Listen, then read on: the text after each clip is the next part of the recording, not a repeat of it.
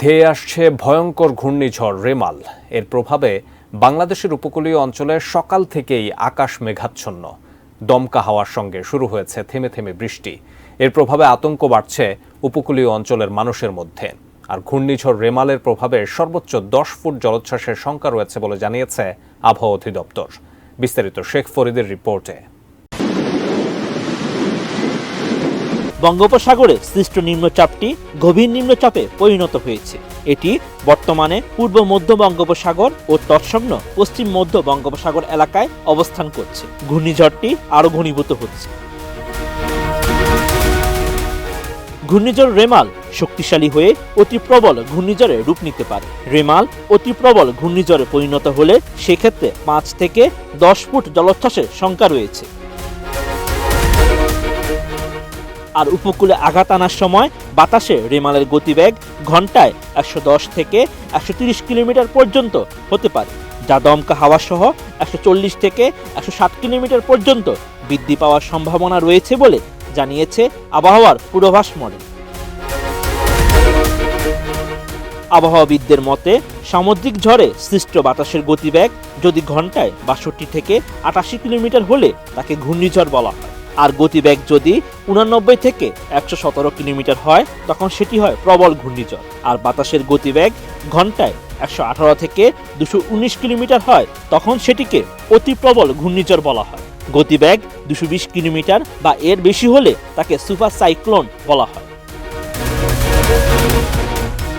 কানাডার সাসকাচুয়ান বিশ্ববিদ্যালয়ের আবহাওয়া ও জলবায়ু বিষয়ক পিএইচডি গবেষক মোস্তফা কামাল পলাশ জানিয়েছেন, ঘূর্ণিঝড় রেমাল সর্বোচ্চ শক্তি দিয়ে বাংলাদেশের সাতক্ষীরা, বাগেরহাট, খুলনা, পিরোজপুর, বরগুনা, পটুয়াখালী ও ভোলা জেলা এবং ভারতের পশ্চিমবঙ্গের দক্ষিণ 24 পরগনা জেলার উপকূলীয় এলাকায় আঘাত আনার প্রবল সম্ভাবনা রয়েছে। গভীর নিম্নচাপটির কেন্দ্র চট্টগ্রাম সমুদ্র বন্দর থেকে 500 কিলোমিটার দক্ষিণ পশ্চিমে, কক্সবাজার সমুদ্র বন্দর থেকে 435 কিলোমিটার দক্ষিণ পশ্চিমে, মংলা সমুদ্র বন্দর থেকে 475 কিলোমিটার দক্ষিণে এবং পায়রা সমুদ্র বন্দর থেকে 425 কিলোমিটার দক্ষিণে অবস্থান করছে। এটি আরও উত্তর দিকে অগ্রসর হয়ে ঘনীভূত হতে পারে। গভীর নিম্নচাপের প্রভাবে উত্তর বঙ্গোপসাগর এলাকায় গভীর সঞ্চরণশীল মেঘমালা সৃষ্টি অব্যাহত আছে। এর প্রভাবে উত্তর বঙ্গোপসাগর ও তৎসংলগ্ন বাংলাদেশের উপকূলীয় এলাকা এবং সমুদ্র বন্দরগুলোর উপর দিয়ে ঝোড়ো হাওয়া বয়ে যেতে পারে। গভীর নিম্নচাপ কেন্দ্রের 48 কিলোমিটার এর মধ্যে বাতাসের একটানা সর্বোচ্চ গতিবেগ ঘন্টায় 50 কিলোমিটার, যা দমকা অথবা ঝোড়ো হাওয়া আকারে 60 কিলোমিটার পর্যন্ত বৃদ্ধি পাচ্ছে। গভীর নিম্নচাপের কারণে নিকটবর্তী এলাকায় সাগর উত্তাল রয়েছে। ডিজাইন, এলিগেন্স, বিউটি, সেরা পণ্য সবার জন্য জেভিকো। এমন পরিস্থিতিতে চট্টগ্রাম, কক্সবাজার, মংলা এবং পায়রা সমুদ্র বন্দরকে 1 নম্বর দূরবর্তী সতর্ক সংকেত নামিয়ে তার পরিবর্তে 3 নম্বর স্থানীয় সতর্ক সংকেত দেখাতে বলা হয়েছে।